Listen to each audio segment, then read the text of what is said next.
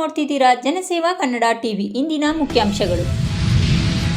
Mandya KRS ಅಣೆಕಟ್ಟೆ ಸುಭದ್ರ ಆತಂಕ ಬೇಡ, ಉಸ್ತುವಾರಿ ಸಚಿವರಾದ ಎನ್ ಚೆಲುವರಾಯಸ್ವಾಮಿರವರ ಹೇಳಿಕೆ.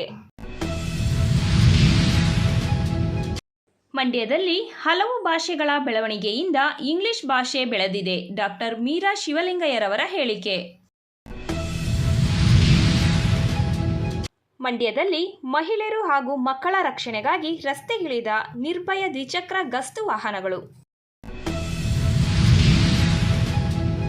ಮಂಡ್ಯದಲ್ಲಿ ಶಿಕ್ಷಣ ಸಂಸ್ಥೆಗಳ ಮೇಲೆ ಕಠಿಣ ನಿಯಮ, ಕಪ್ಪು ಪಟ್ಟಿ ತರಿಸಿ ಸ್ವಾತಂತ್ರ್ಯ ದಿನ ಆಚರಣೆ. ಶಿವಲಿಂಗಯ್ಯರವರ ಹೇಳಿಕೆ.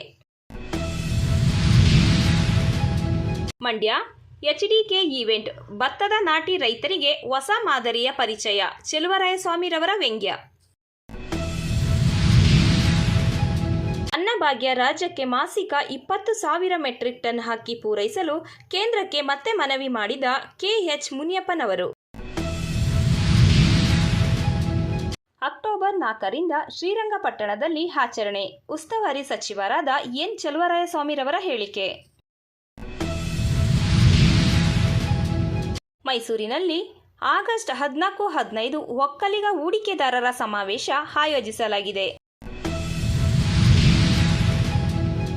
ದೆಹಲಿ ಉಪ್ಪು ಮತ್ತು ಸಕ್ಕರೆಯಲ್ಲೂ ಪ್ಲಾಸ್ಟಿಕ್ ಕಣ ಪತ್ತೆ.